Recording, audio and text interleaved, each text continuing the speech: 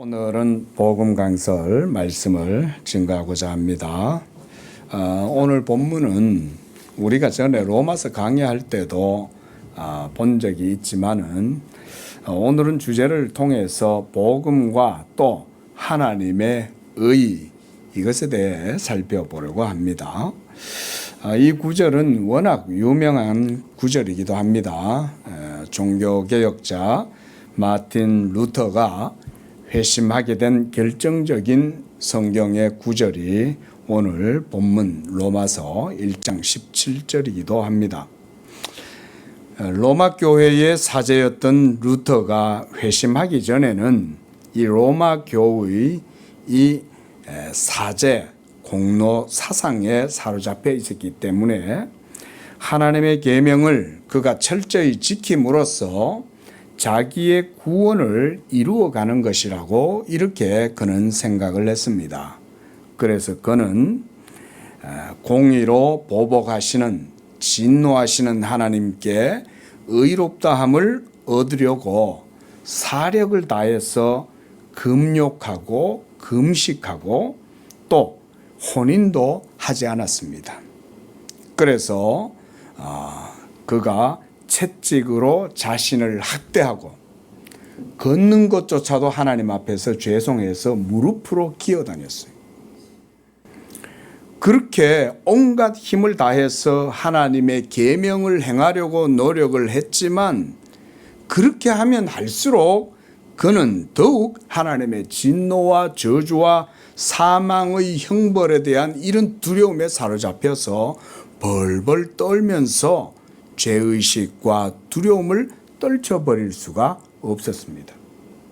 그런 그가 이 로마서 1장 17절 말씀을 읽고서 그에게 정광석화와 같은 큰 깨우침이 생겨나게 된 것입니다. 그는 지금까지 자기의 노력과 수고, 공로를 통해서 하나님의 계명을 이루면 되리라고 생각했지만 그것이 안 된다는 사실을 깨달을 뿐이었지만 이제 그가 이 1장 17절 말씀을 읽는 가운데 복음에는 하나님의 의가 나타나고 그래서 믿음에서 믿음에 이르게 한다라고 하는 이 말씀을 보는 순간 그가 이 복음이라는 단어에서 큰 감화를 받은 거예요. 내가 지금까지 그렇게 힘쓰고 애썼던 그 모든 율법의 계명에 대한 열심은 또 내가 뭔가 이루어서 뭔가 힘써서 뭔가를 이룬다라고 했던 그 모든 것들은 이 복음의 가치에 비교하면 아무것도 아니었구나. 그가 바로 거기에서 깨달았고 그리고 이 복음과 함께 오직 의인 하나님 앞에서 의롭다함을 얻는 그 사람은 믿음으로 말미암아 사는구나 라고 하는 이 복음의 아주 기본적이고 본질적인 그런 핵심적인 교리를 깨달은 거예요. 그래서 그가 이 말씀을 읽으면서 그는 거기서 그동안 자신이 얼마나 어리석고 미련한 상태로 하나님의 의를 자기 열심으로 이루려고 노력했던가를 깨닫게 된 거예요. 자기의 의를 내세우면서 행위로 하나님의 의에 도달하려고 했던 자기의 우둔함을 깨닫게 된 것입니다. 이 한 사람이 복음의 빛을 받아서 성령의 감화를 통해서 변화가 되었을 때 하나님은 당시 전 유럽을 종교개혁의 불바다로 만드는 신호탄으로 그를 사용하신 거예요. 루터가 비텐베르그 성당에다가 로마 교황과 교회의 잘못된 그런 모든 역사나 전유물들을 반박하는 95개조 반박문을 탁 붙인 거예요. 그러자 로마 교황에 의해서 교황청에서 그를 파문시킨 거죠. 그럼에도 불구하고 이 루터는 내 주는 강한 성이요 방패와 병기 되시니 이 신화의 고백과 노래를 부르면서 너들이 아무리 나를 파문하고 너들이 아무리 나를 공격할지라도 예수 믿는 나에게는 주 하나님이 나의 반석이고 산성이야. 내 주는 나의 반석이다. 이 고백을 하면서 노래를 부른 거예요. 그래서 이 찬양이 독일에서 아주 중요한 루터의 노래가 된 거예요. 내 주는 강한 성이요 방패와 병기가 되신다. 큰 환난에서 나를 건지시리로다. 이 장수 누군가? 주 예수 그리스도. 바로 이렇게 루터를 통해서 온 유럽이 지글지글 끓고 있던 그 기름 가마니에 불이 확 일어나게 된 거예요. 삽시간에 전 유럽에 종교개혁이 일어나 버렸어요.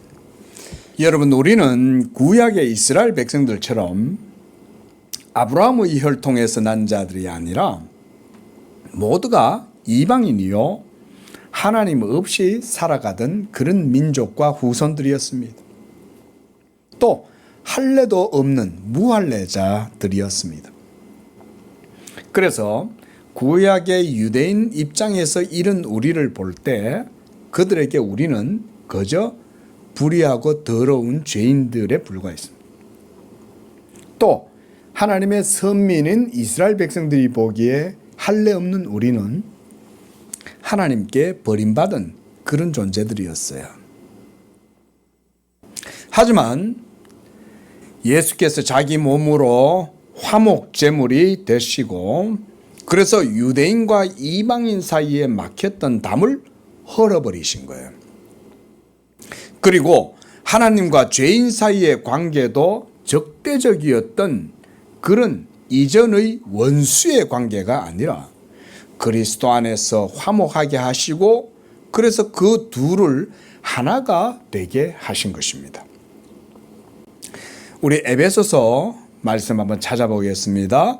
2장 11절 말씀입니다.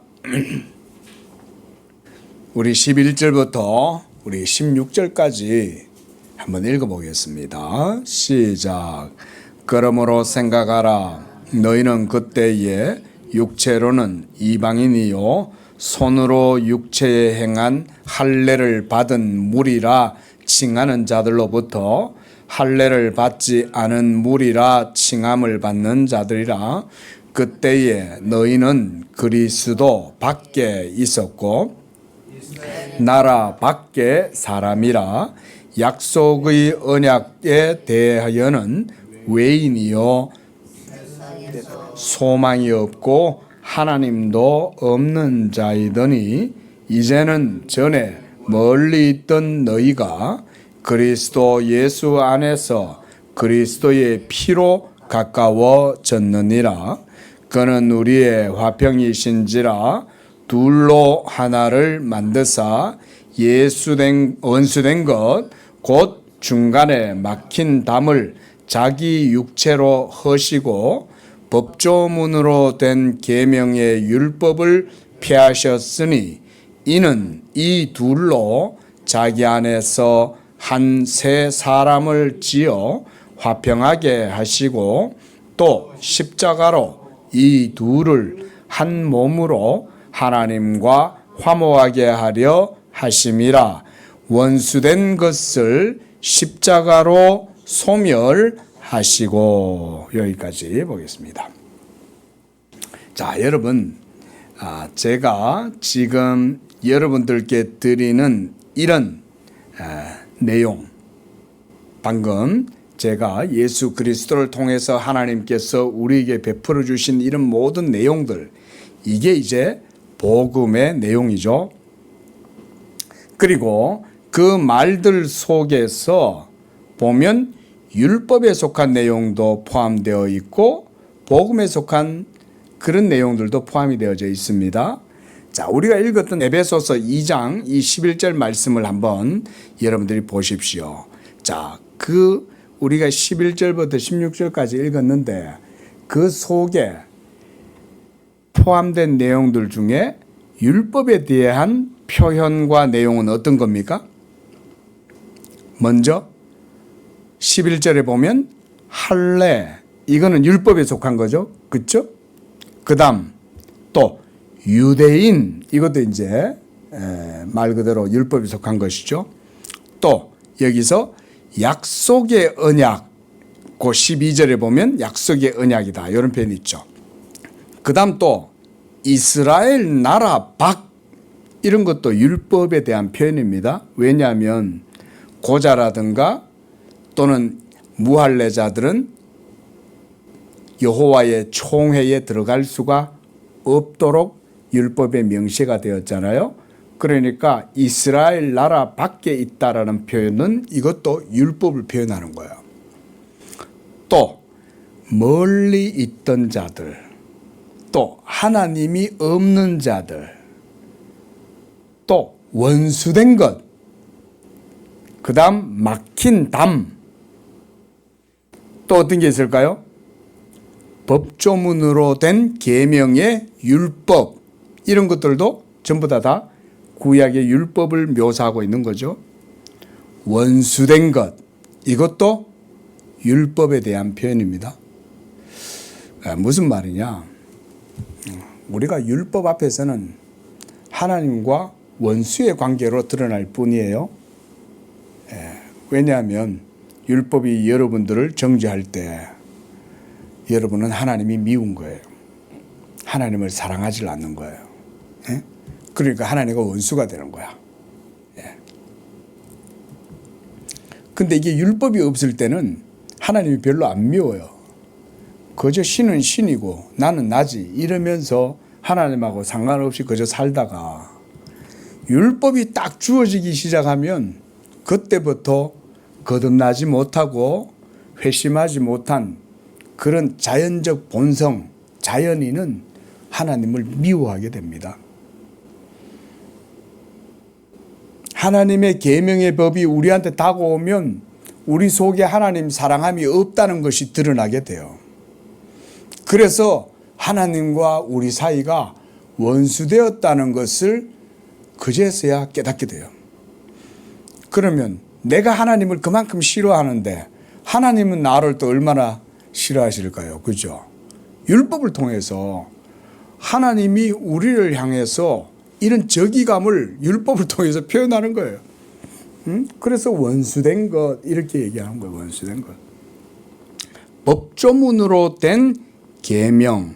자, 이런 내용들이 이제 모두가 다 율법에 해당하는 내용이에요. 그러면 이제 그와 반대되는 복음의 내용들, 복음에 대한 표현들은 어떤 게 있을까요? 우리가 방금 읽었던 11절에서 16절까지 여러분 한번 봐봐요. 어떤 게 복음에 해당되는 단어들이나 어구가 될까요? 먼저 11절에 있어요? 11절은 없죠, 그렇죠? 자, 12절에도 없는 것 같아요. 그런데 13절에는 있는 것 같아요. 뭐가 있어요? 그렇죠.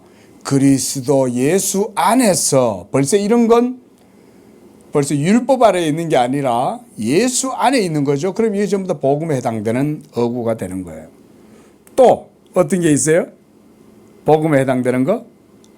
그 다음 그리스도의 피로 가까워졌다. 전에는 멀리 있었잖아요. 근데 이제 가까워졌죠. 피로 가까워진 거예요. 그럼 이런 건 복음에 해당되는 내용이죠. 그 다음에 또 어떤 게 있어요? 14절에 그는 우리의 화평이신지라. 이거 이제 복음에 해당되는 거죠. 화평. 또 둘로 하나를 만드셨다. 이것도 복음에 대한 내용이죠. 그 다음 또 막힌 담을 육체로 허시고, 이런 게 복음에 대한 내용이죠. 그 다음 15절에는 어떤 게 있어요? 폐하셨다. 요거죠, 그죠? 법조문으로 된 의문의 증서, 이거를 폐하셨다. 요게 이제 복음에 해당되는 내용이었죠. 그 다음 또 뭐가 있습니까? 자기 안에서 한 새 사람을 지었다. 새 창조물이죠. 이것도 복음에 해당되는 내용이죠. 그 다음 화평하게 하셨다. 이것도 복음에 대한 내용입니다. 그 다음 16절에는요. 십자가. 그죠? 예, 율법은 피 흘림이 율법은 예수의 몸으로 행하는 일들과 다르잖아요. 그러니까 십자가로 또 하나님과 화목되게 하셨다. 또 마지막으로 뭐가 있을까요? 십자가로 원수된 것을 소멸시켰다. 이런 게 다 복음에 해당되는 내용이죠. 그죠? 그러니까 이렇게 에베소서 2장 11절에서 16절 말씀만 우리가 샘플로 딱 뽑아가지고 그 속에서 율법과 복음이 얼마나 대조가 되고 있냐를 지금 우리가 보고 있는 거예요. 제가 여러분께 지금 말씀드리고자 하는 말은 뭐냐면 복음에 속한 그런 내용들은 율법에 속한 그런 것들로는 할 수가 없는 것들이에요. 그리스도 안에 있게 하고 화평하게 하고 십자가로 소멸하게 하고 그래서 한 새 사람이 되게 하고 이런 모든 것들, 이런 것은 율법 그 자체가 할 수 있는 힘이 없어요. 그래서 이런 율법에 속한 것들로는 하나님과 우리의 관계를 화목하게 할 수 없고 하나님과 관계를 가깝게 할 수도 없으며 하나 되게 할 수 없고 율법을 피할 수도 없어요. 또 새 사람을 지을 수도 없고 한 몸 되게 할 수 없고 또한 천지 만물이 없어지기 전에는 율법의 1.1획도 없앨 수 있습니까? 없습니까? 없앨 수 없죠. 그렇죠? 그런데 바로 그런 율법의 1.1획도 없앨 수 없는데 예수님이 어떻게 하셨어요? 그 율법 증서를 자기의 몸으로 도말하시다. 폐하셨다. 찢어버리신 거예요. 그건 오직 누구만 할 수 있어요? 율법은 할 수 없죠. 그렇죠? 율법은 그걸 할 수 없어요. 근데 오직 예수의 몸은 그것을 할 수가 있었던 거예요. 그러니까 사도 바울에게서 오늘 이 에베소서 2장의 내용은 그런 율법과 복음의 대조를 통해서 율법이 할 수 없는 것을 복음은 한다 이걸 보여주는 거예요. 복음은 한다. 바로 이런 표현들이 뭐냐면 바로 율법과 복음의 차이예요. 차이. 우리는 율법과 복음의 대조를 통해서 복음의 가치를 더욱 분명하게 볼 수가 있어요. 그래서 우리가 늘 성경 공부하면서도 자주 그런 얘기하죠. 율법이 없으면 복음의 가치를 객관적으로 인식할 수가 없어요. 여러분 이거 잘 아셔야 돼요. 자, 율법은 아브라함이 믿음으로 의롭다함을 얻은 시점 이후에 몇 년 후에 주어졌어요? 권사님. 아브라함 언약 이후에 율법은 언제 주어졌어요? 몇 년 후에? 400년 후에 주어졌어요. 그렇죠? 모세를 통해서. 그러니까 400년의 간극이 있는 거죠. 아브라함 때부터 모세가 시내산에서 율법을 부여받는 그 시간까지. 그러면 뭐가 먼저예요? 율법이 먼저예요? 믿음이 먼저예요?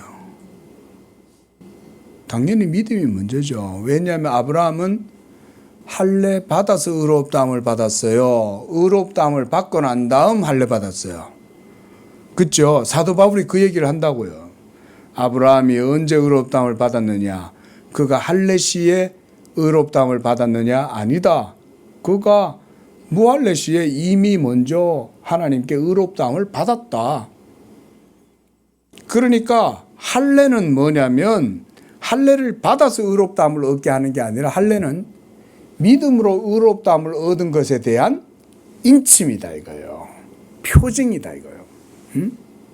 그래서 하나님께서 아브라함에게 뭐라고 그랬냐면 아브라함아 너와 너의 아들 이스마엘과 너희 집에 있는 모든 식솔들은 다 할례를 다 행해라.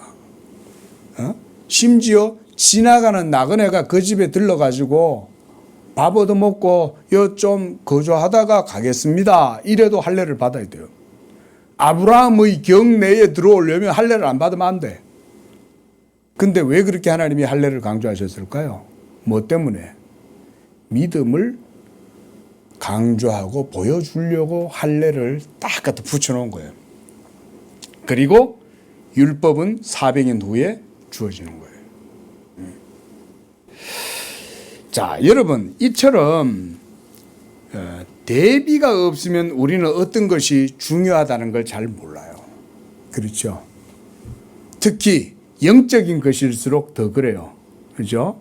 하늘에 있는 거룩하고 가치 있는, 영적인 가치 있는 것들을 여러분들에게 이거 정말 귀한 거예요. 이거요, 이 세상에서 그 어떤 것으로도 살 수 없어요. 여러분의 생명과 온 우주를 다 팔아보세요. 이 피 한 방울 살 수 있나? 그 피가 무슨 피겠어요? 누구 피예요? 예수님의 피죠, 그죠? 예수님의 피 한 방울과 온 우주도 바꿀 수 없는 거예요.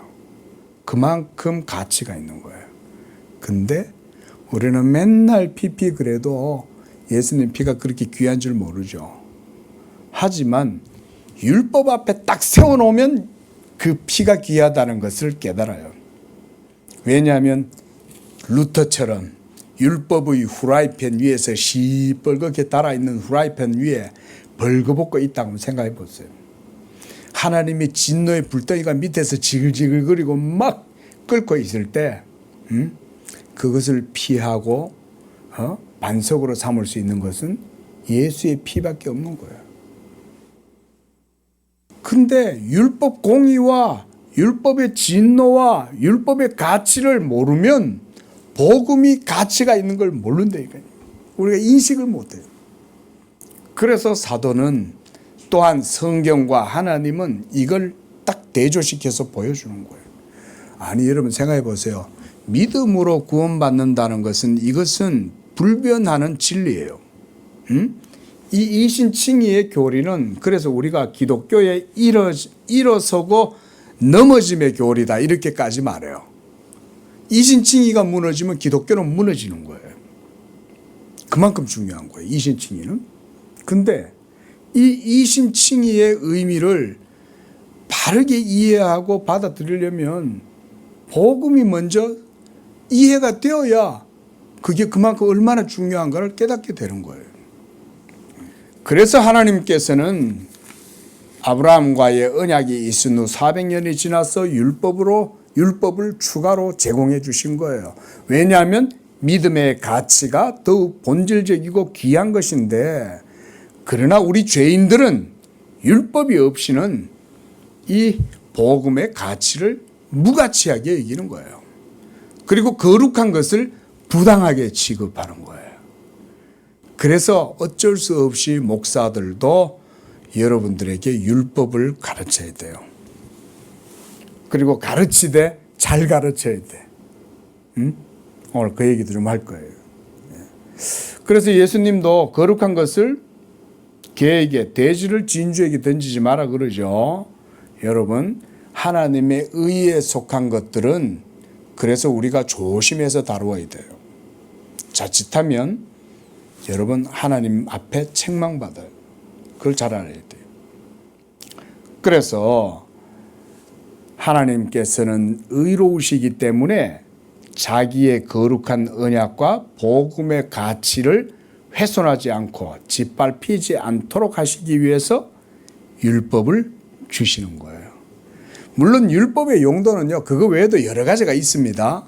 율법 그 자체가 여러분들의 경건과 하나님에 대한 여러분들의 믿음을 율법이 여러 가지로 보조적인 역할을 하는 것들이 많아요. 그런데 그 가운데 하나가 뭐냐면 얼마나 복음이 탁월하고 영광스러우냐를 율법이 보여주는 거예요. 왜냐하면 우리가 앞서 봤듯이 율법은 할 수 없지만 복음은 할 수 있잖아요. 그렇죠? 예? 그래서 사람으로는 할 수 없으나 하나님은 하실 수 있느니라. 어떻게 하나님이 하셨어요? 그렇죠. 예수 그리스도의 십자가의 죽으심과 그의 몸을 찢고 피를 흘리심을 통해서 하나님이 우리의 죽은 영혼에게 생명을 주신 거예요. 그래서 율법은 여러분들의 영혼을 살리지 못했지만 예수의 영은 여러분들의 죽은 영혼을 살린 거예요. 그래서 율법의 문자는 죽이는 것이나 영은 살리는 것이다. 이렇게 말하는 거예요. 그것도 좀 더 볼 거예요. 자, 여러분. 우리가 그리스도인이 되고 나서 하나님의 말씀에 대한 이 믿음을 여러분이 배워 가실 때에 가장 기본적이고 필수적이고 본질적인 주제가 뭐냐? 바로 율법과 복음의 차이를 배우는 겁니다. 이거 굉장히 중요합니다, 여러분. 이거는 제3강조해도 지나치지가 않아요. 응? 따라합니다. 율법과 복음의 차이. 율법과 복음의 차이. 자, 율법은 하나님의 말씀입니까? 아닙니까? 하나님 말씀이죠, 그죠? 그러면 복음은 하나님의 말씀입니까? 하나님 말씀 아닙니까? 그런데 이 둘이 어떻게 해서 이런 차이가 생기겠어요, 그죠? 그럼 그 차이가 뭐냐를 배워야 되는 거예요. 근데 우리가 방금 말씀도 봤듯이 율법으로는 할 수 없죠. 하나님과 원수된 것을 화목하게 할 수 있습니까? 그리스도 밖에, 언약 밖에 있었던 우리를 그리스도 안으로 집어넣을 수 있습니까? 우리를 이끌어 드릴 수 있는 거는 무할례자들은 할례를 안 받으면 율법 아래 나가지 않으면 이스라엘 백성이 될 수 없잖아요. 그죠? 그런데 어떻게 우리가 언약 안으로 들어가냐 이거예요. 하나님과 원수되었던 우리, 무엇보다 하나님의 계명의 말씀을 따라 루터처럼 해보려고 애를 쓰면 쓸수록 오히려 진노하시는 하나님만 경험하게 되고 하나님과의 관계에 트러블만 생기고 하나님과 맨날 전쟁만 하는데, 미워하는데 어떻게 우리가 율법의 행위로 하나님 앞에서 의롭다함을 얻을 수 있냐 이거예요. 그런데 사람은 할 수 없는데, 율법이 연약하여 할 수 없는 그것을 하나님은 어떻게 하시나니 그러는 거예요. 할렐루야. 이게 복음인 거예요. 우리는 못하지만 하나님은 하실 수가 있기 때문에 우리가 하나님께 영광을 돌리는 거예요. 근데 하나님께 영광을 돌리려면 하나님이 하시는 그 일, 즉 율법은 죽이는 것이고 율법의 문자는 죽이는 것이지만 영은 살리는 것이다. 이 살리는 영이 되시기 위해서 예수께서 친히 성육신하셔서 우리를 대신하여 십자가에서 죽으시는 거예요. 그의 죽으심을 통하여 여러분도 그와 함께 십자가에 못 박혀 죽임을 당하고, 그래서 사도 바울은 갈라디아서 2장 19절에서는 율법에 대하여 우리도 죽었다. 내가 그리스도와 함께 십자가에 못 박혔나니. 어떻게? 율법에 대하여 예수께서 십자가에서 자기의 몸으로 죽으셨을 때에 그의 몸에 연합된 여러분도 같이 예수와 함께 2000년 전에 어떻게 됐어요? 죽었다. 나의 옛자아는 예수와 함께 이미 십자가에 죽은 거예요. 여러분이 예수님을 주님으로 고백한다는 말은, 주님으로 믿는다는 말은 벌써 여러분도 예수님과 함께 십자가에서 죽었다 이 말인 거예요. 여러분 예수 믿고 난 다음에 세례 안 받으신 분 있어요? 없죠. 세례는 뭐냐면 예수 믿는 자들에게 필수적으로 주어지는 거예요. 자, 또 질문. 세례 받아서 구원 받습니까? 예수 믿어서 구원 받습니까? 그렇죠. 그러면 세례는 왜 받아요? 믿음으로 의롭다함을 얻게 된 그 의를 인치는 것이, 그 표징이 바로 세례예요. 그래서 세례를 받아서 구원함을 얻는 것이 아니라 세례는 예수 믿음으로 의롭다함을 얻게 된 것에 대한 그것의 인치는 게 세례입니다. 자, 여러분 이렇게 복음과 율법의 차이를 배운다는 거 제가 목사를 해보고 말씀 배워보니까요 쉬운 일이 아니에요. 결코 만만한 일이 아니에요. 아마 제 생각엔 예수 믿는 여러분의 신앙의 삶 전체 과정 속에서 여러분이 이걸 배워나가는 과정이다. 이렇게 말해도 과언이 아닙니다. 우리가 날마다 목사가 여러분들에게 뭔 얘기해 줍니까? 율법과 복음 얘기해 주죠. 그죠? 율법과 복음을 듣고 배우면서 우리는 뭘 하냐? 율법과 복음의 차이를 깨닫는 거예요. 무슨 차이? 율법은 연약하여 할 수 없지만 하나님은 하시나니 곧 어떻게? 자기 아들을 죄 있는 육신의 모양으로 보내사 우리를 위하여 십자가에서 죄를 정하사 죽게 하시고 그를 믿는 자들로 하여금 더 이상 율법의 정죄를 받지 아니하고 믿음으로 값없이 은혜로 의롭담을 얻게 하시는 이것을 하나님은 하신다. 자, 우리 말씀 한 절 보고 넘어가겠습니다. 이번에 로마서 3장입니다. 25절. 자, 시작. 이 예수를 하나님이 그의 피로써 믿음으로 말미암는 화목제물로 세우셨으니 이는 하나님께서 길이 참으시는 중에 전에 지은 죄를 간과하심으로 자기의 의로우심을 나타내려 하심이니 곧 이때에 자기의 의로우심을 나타내사 자기도 의로우시며 또한 예수 믿는 자를 의롭다 하려 하심이니라. 하나님이 어떤 방법으로 이 의를 드러내시냐면 율법이 아닌 자기의 아들 말씀 되신 예수 그리스도를 성육신 인카네이션 하게 하신 다음에 그 인성을 취하신 중보자께서 여러분을 위하여 십자가에서 죽으심으로써 거기에서 자기의 몸을 찢으시고 피를 흘리심으로써 그의 구속사역을 통해서 하나님이 자기의 의로우심을 드러낸다 이건 거예요. 동시에 예수 믿는 자들도 의롭다고 해 주시는 거예요. 자, 여러분 우리는 율법의 의를 행할 수 있습니까? 우리는 율법의 의를 행해서 공로사상을 통해서 그래서 천국 갈 수 없죠. 그렇죠? 그러면 어떻게 우리가 천국 가냐 이거예요. 그리고 어떻게 해야 하나님의 율법 공의는 만족이 돼요? 이 두 가지가 다 돼야 되잖아요. 그죠? 자, 다시 우리가 천국 가려면 반드시 하나님의 의가 만족이 돼야 돼요. 그죠? 근데 율법의 의로는 우리가 하나님의 의에 도달할 수가 없어요. 그렇죠? 그러면 어떻게 해야 되냐 이거예요. 율법이 연약하여 우리는 할 수 없는데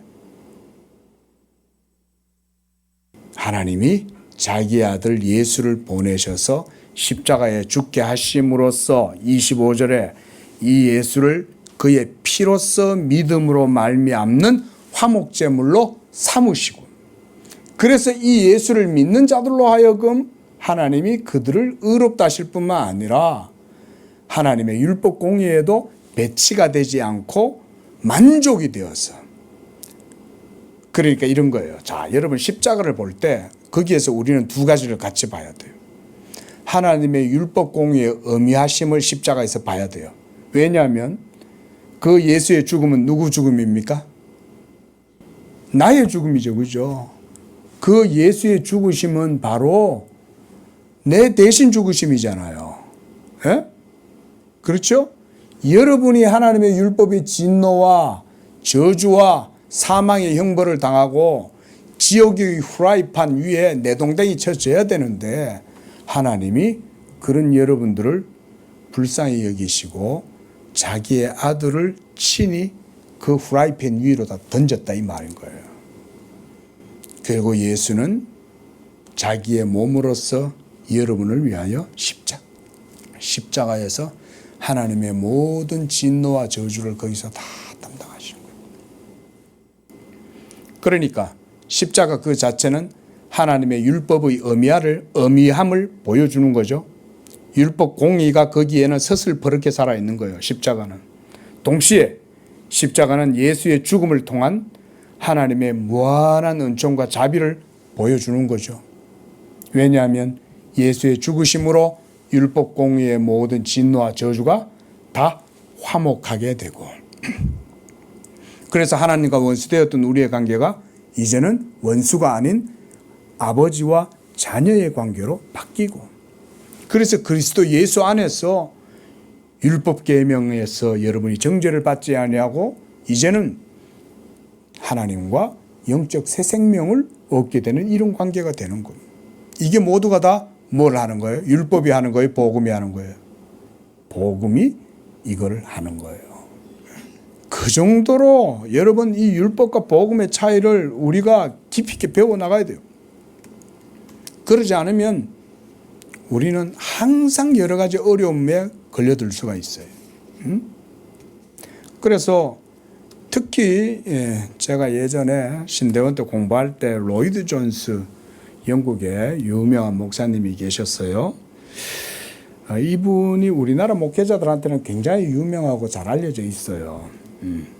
청교도 설교의 모범으로 또 많이 평가도 되기도 하지만, 자, 이분이 그런데 아주 중요한 말을 했어요. 그분이 목사와 설교라는 책에서 뭐라고 얘기하냐면, 사역자는 복음과 율법의 차이를 잘 알아야 된다. 그걸 모르면 설교할 수 없다. 그래서 야고보 사도는 뭐라 그랬냐면, 야고보서 3장 1절에 선생된 우리가 더 큰 심판을 받을 줄 알고 선생이 많이 되지 마라 이랬어요. 선생 많이 되지 말아요. 왜냐하면 하나님이 나중에 다 심판하는 건데, 목사라고 성도들한테 다 막 존경받고, 목사랍시고 성도들 앞에서 막 할 말 안 할 말 다 하고, 그래 하면 나중에 그거 다 하나님이 심판하신다는 거죠. 저는 이미 목사가 되어버렸으니까 저도 하나님 앞에 이제 심판받을 거예요. 그런데 목사로 하면서 보니까요, 하나님이 진리가 아닌 것을 얘기하는 것을 싫어하신다는 것을 제가 확실히 깨달았습니다. 여러분 그거 아셔야 됩니다. 제가 이 개척교회에서 설교를 하지만요, 저는 제 중심 속에 제가 오늘 성도가 몇 명 없이 설교를 해도 제 설교는 하나님이 듣고 있다. 저는 이 믿음 하나만큼은 제 속에 분명히 있습니다. 제 설교를 하나님이 듣고 계시는 거예요. 그리고 제 안에서 또한 성령이 함께 하시는 거죠. 그래서 예수님도 그랬죠. 너희가 무슨 무익한 말을 하더라도 마지막 날에 그 말한 것 갖고 심판받는다고 그랬어요. 여러분, 하나님의 말씀을 다룬다는 것은 엄중한 겁니다. 쉽게 생각하면 안 돼요. 그저 뭐 어디 떡볶이 먹을까 순대 먹을까 이런 얘기가 아니에요. 이거는 하나님이 들으시는 거예요. 그래서 하나님도 오케이 이렇게 하시는 거예요. 좋아, 그거 내 영광을 드러내는 설교야. 그래, 내가 예수를 지극히 높이려고 하는데 너도 예수를 높이네. 오케이, 엑셀런트. 그 설교는 좋은 설교야. 딱 하나님도 여러분 평가해요. 그래서 사도가 뭐라 그랬어요? 너희가 무슨 말을 하든지 하나님의 말씀으로 말하는 것처럼 해라 그랬어요. 이건 특히 사역자들에게 아주 필요한 말씀이에요. 사역자들은 뭔 말을 해도, 농담 하나를 해도 성경적인 방식이나 교훈에 맞게 농담도 하고, 뭔 말 한마디를 해도 하나님의 말씀에 맞게 하는 거예요. 왜냐하면 성도들이 목사가 농담해도 그걸 심각하게 봤거든요. 하물며 구원에 관해서는 예수님 뭐라 그래요? 너희가 이 작은 소자 하나를 실족시키면 연자맷돌을 발에다 묶고 바다에다 뛰어드는 게 더 낫다고 그랬어요. 그게 하나님의 율법의 엄미함이죠. 하나님의 계명이 얼마나 말씀이 엄해요. 여러분, 복음이 나긋나긋한 솜사탕입니까? 그런 거예요? 아니죠. 제가 좀 이따 얘기하겠지만 율법 전체를 이기는 게 복음이에요. 여러분, 이 율법의 엄미함과 준엄함과 하나님의 진노와 저주와 그 뻗어나오는 여러분들 향하여 쏘는 율법 공의의 진노를 모두 다 막고, 다 전부 다 하나님의 진노를 누그러뜨릴 정도로 복음은 강력한 힘이 있는 거예요. 그게 어떻게 솜사탕이에요? 율법보다 더 강한데. 복음은 그런 거예요. 그런데 복음과 율법을 차이를 구별을 못한다? 그러면 사역자를 못해요. 우리가 전도를 해도 복음을 알아야 전도를 하지. 복음을 전하고 가르쳐야 되는데 복음을 모르는데 어떻게 가르쳐요? 어떻게 전해? 복음을 알아야 가르치지. 이건 우리 성도들도 마찬가지지만 여기 서 있는 종을 비롯해서 주의 사역자들이라고 칭하는 사람들은 다 하나님 앞에 엄중함을 가져야 돼요. 제가 여러분 앞에서는 그렇게 막 이렇게 제가 나를 안 세우지만은 여러분 하나님의 말씀은 그렇지 않아요. 그거 아셔야 돼요. 자, 그렇다면 왜 율법과 복음의 차이를 성경이 우리에게 보여줄까? 이걸 우리가 생각해 봐야 되고요. 또 이런 질문도 해볼 수 있습니다. 당연히 신약의 복음도 하나님의 말씀이지만 구약도 하나님의 말씀 아닙니까? 우리가 이렇게 질문하죠. 그죠? 그렇게 질문할 수 있죠. 맞습니다. 구약의 율법은 인간의 전통이나 종교에서 나온 게 아니라 어떻게 생겼어요, 율법이? 율법은 어디서 나왔어요? 그렇죠. 하나님이 시내산에서 모세에게 직접 하나님의 손으로 새겨가지고 준 거 아니에요. 그죠? 어디 사람이 무슨 저 누구예요? 마호메트 이런 사람들이 어디 이상한 신령한 체험을 해가지고 자기가 기록한 게 아니에요. 하나님이 직접 새긴 거예요. 하나님이 직접 손으로. 이게 중요한 거죠. 그래서 예수님도 이렇게 말씀하셨어요. 천지가 없어질지언정 율법의 1.1획도 없어지지 아니하고 다 이루리라 그랬어요. 그게 율법인 거예요. 그러니까 자, 여러분 힘내십시오. 자, 율법의 계명은 그 자체로 그러니까 하나님의 법이기 때문에 하나님의 영광도 보여주고 거룩하심도 보여주고 하나님의 의로우심도 보여주겠죠. 그게 율법이죠. 그리고 무엇보다 그 율법이 우리의 영혼에 생명을 주기 위한 절대적이고 객관적인 법칙이에요. 그래서 제가 이 율법의 가치를 효과를 여러분들에게 제가 설명하기 위해서 때때로 자연 질서를 여러분들에게 주로 많이 비유로 하죠. 우리는 중력 없으면 살 수 있습니까? 중력 없으면 삶을 못 살아요. 그죠? 공기 없으면 살 수 있어요? 물 없으면 살 수 있어요? 태양 없으면 살 수 있어요? 바람 없고 비 없으면 살 수 있어요? 우리가 살아가는 모든 삶의 조건들은 모두 하나님이 말씀으로 창조하신 거예요. 그런데 말씀으로 창조하신 이가 자기의 계명의 법을 우리에게 부여하셨으니 그 계명의 법이야말로 자연 만물의 질서와 순리보다 훨씬 높은 차원의 법칙이죠. 그렇겠죠. 그렇죠? 예. 그렇잖아요. 하나님이 말씀으로 있으라 이래가지고 모든 게 생겼지만 동일한 그 하나님이 자기의 말씀으로 우리에게 너희는 이렇게 살아라 라고 말씀하셨으니까 그 명령이 얼마나 의미할 뿐 아니라 우리의 삶에 있어서 절대적이고 객관적 가치를 가지냐 이거죠. 그렇죠? 율법이 바로 그런 거다 이거예요.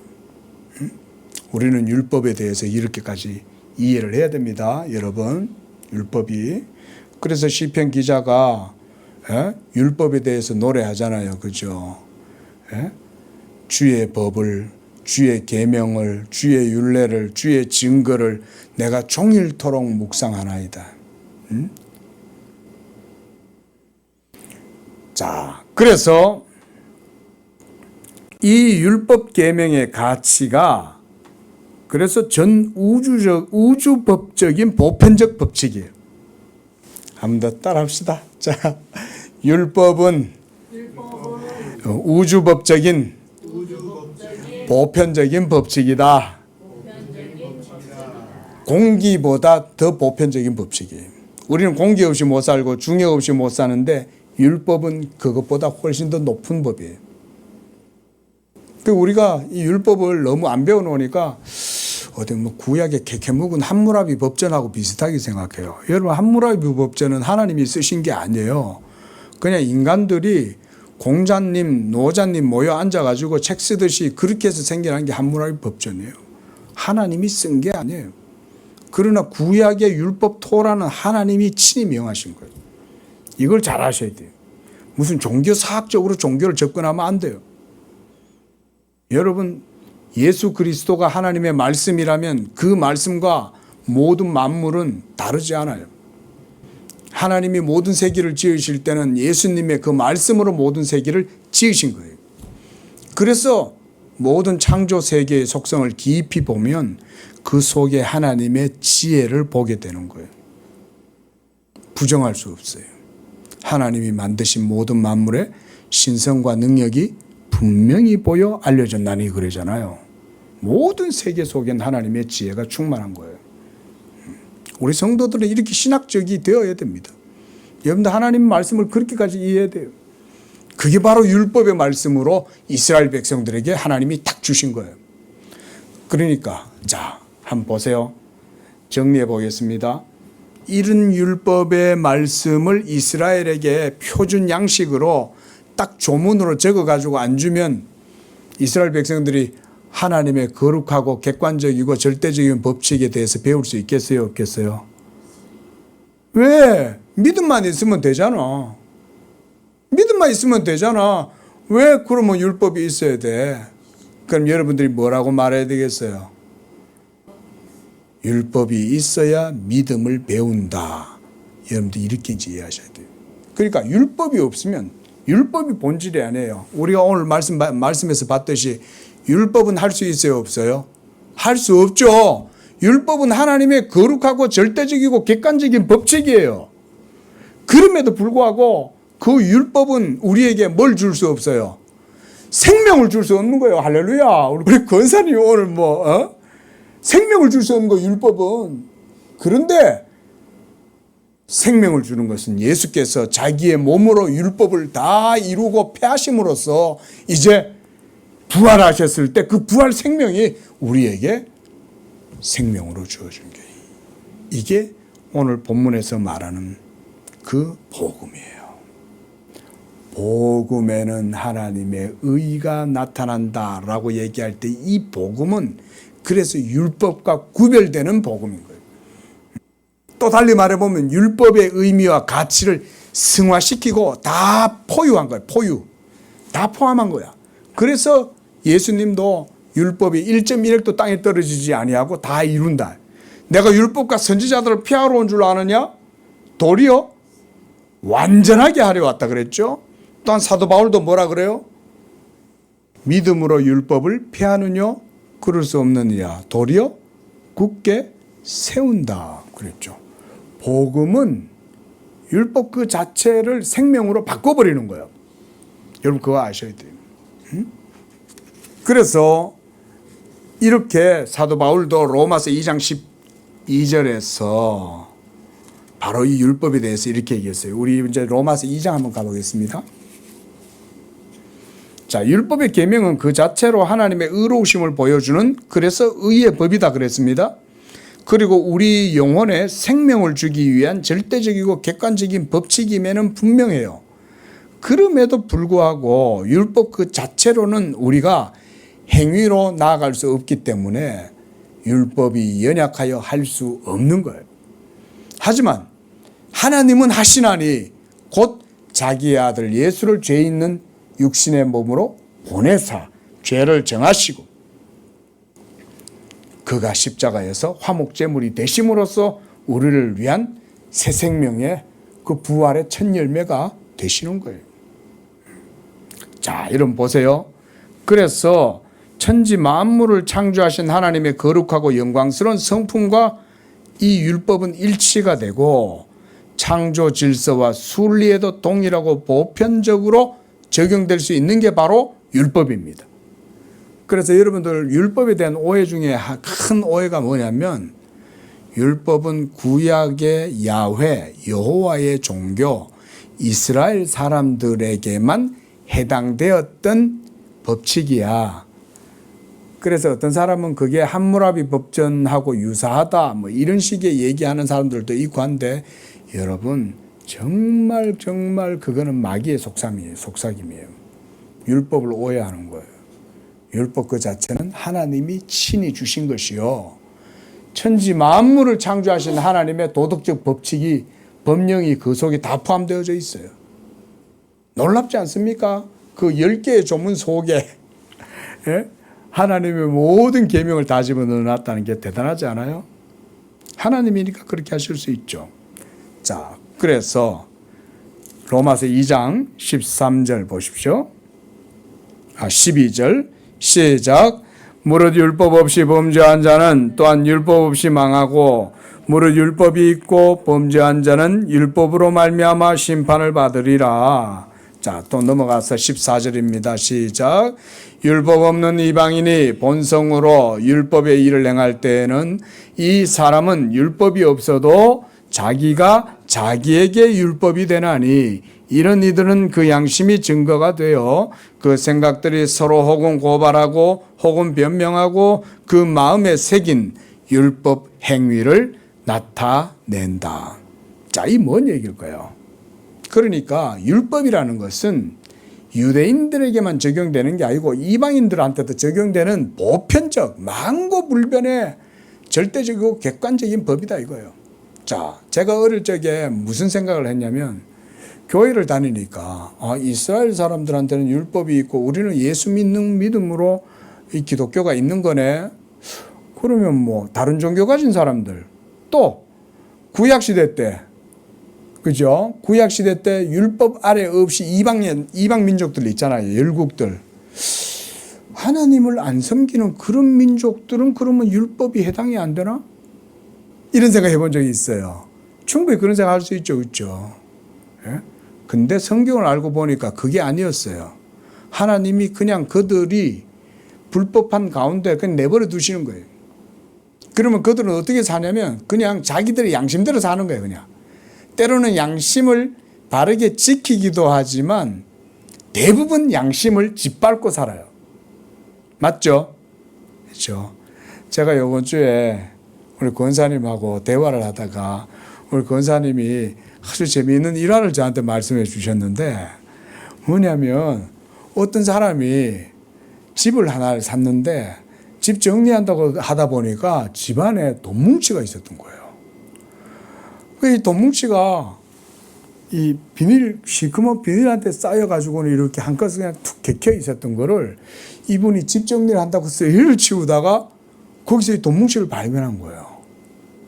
그래가지고 이분이 그 돈을 붙들고는 밤새 고민을 했대요. 이거면 이 집을 새로 개축하고 인테리어도 할 수도 있고, 야, 이거 눈먼 돈 꽁돈 생겼네, 횡재했네, 이거 그냥 내가 먹어도 되는데, 이 생각을 하느라 밤새도록 잡을 설친 거예요. 근데 이분이 밤새 자기 스스로 마음과 싸운 거예요. 변론하고 다투고 송사한 거예요. 그러다가 이분이 결론을 내렸어요. 그래서 어떻게 하냐면 원주인을 찾아주려고 원주인을 찾아간 거예요. 그랬더니 자기한테 집을 팔았던 그 사람은 원주인이 아니야. 이 사람도 다른 사람한테 그걸 샀다가 쓰지도 안 하고 있다가 그냥 이 사람한테 판 거예요. 그냥. 그래가지고는 그걸 돈을 주려고 그랬더니 그거 제 돈 아닙니다. 그래가지고는 그 전에 원래 살던 분들을 찾아가지고 이제 그 돈을 다시 갖다 줬다는 거예요.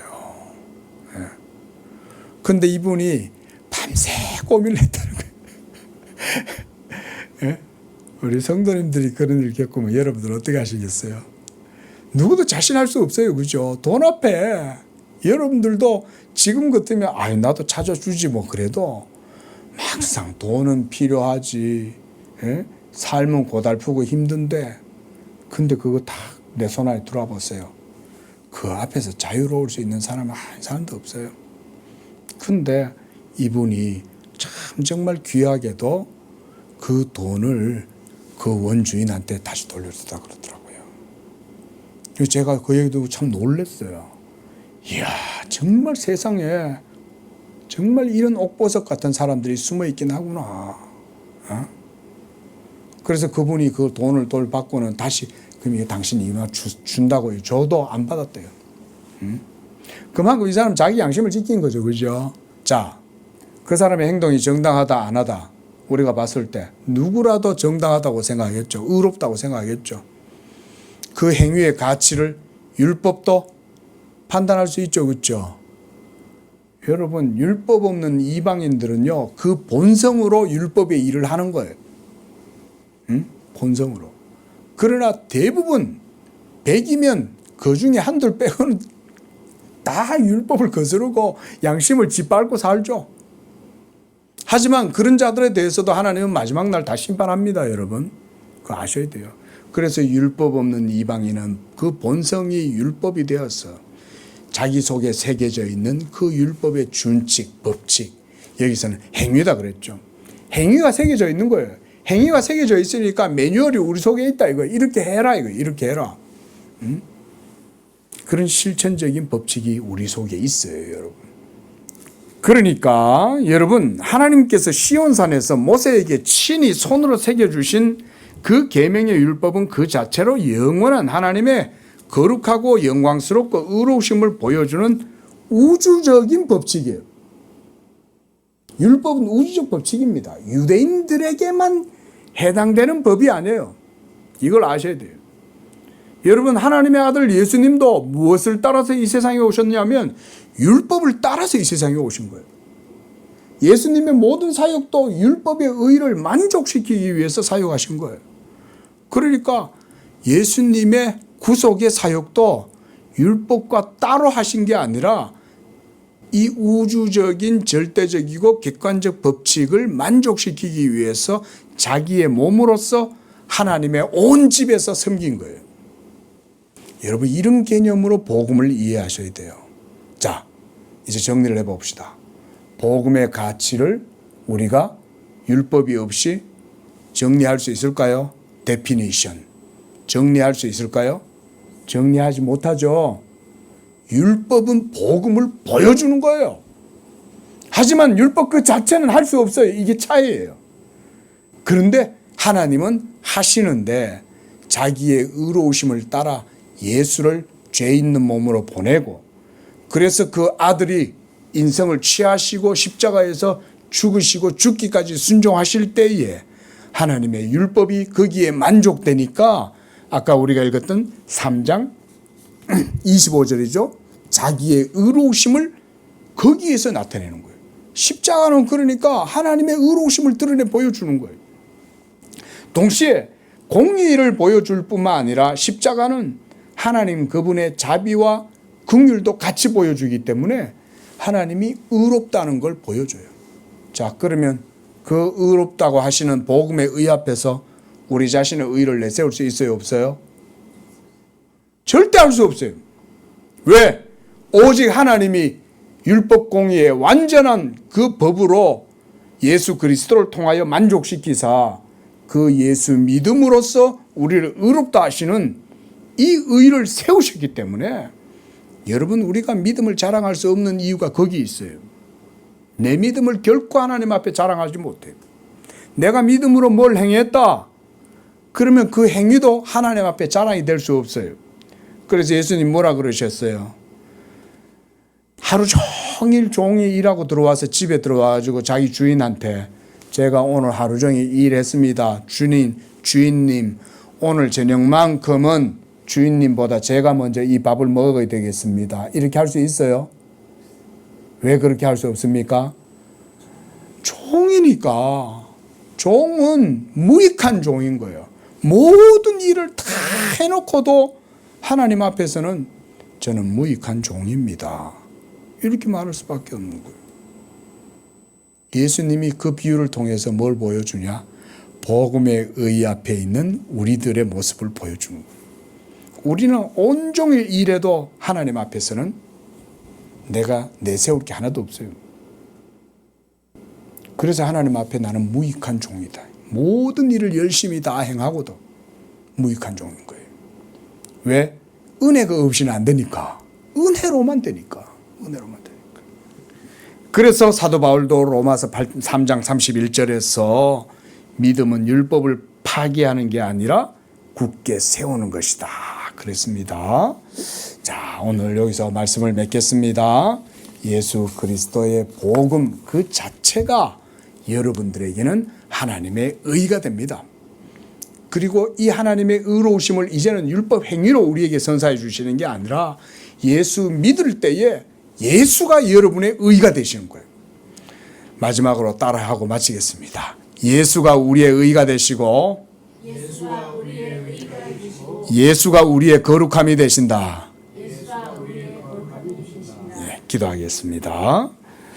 자비하신 하나님 아버지, 우리에게 예수 그리스도의 복음을 통하여 의로우신 하나님께서 우리를 믿음으로 의롭다 하시고 하늘의 놀라운 은총과 언약의 기업을 약속으로 받아 누릴 수 있도록 은혜 주시니 감사합니다. 우리가 믿음으로 이 나라를 받았으니 이제는 우리의 행위를 자랑하지 아니하고 행위의 가치를 따지지 아니하고 오직 그리스도 예수 안에서 우리를 부르사 택하신 하나님께만 영광을 돌리며 모든 수고를 다한 후에라도 나는 무익한 종이다 라는 이런 고백이 우리 성도들의 모든 삶 속에도 있게 하여 주시옵소서. 우리 양재교회 성도들에게 이 복음의 의로 말미암아 믿음이 무장되게 하시고 그 가운데 그 어떤 것에도 흔들림이 없는 하나님을 반석으로 삼고 여호와를 피난처로 삼고 그래서 예수 그리스도 믿음으로써 복음의 담대한 삶을 살아갈 수 있도록 축복하여 주시옵소서. 거룩하신 예수님의 이름으로 기도드립니다. 아멘.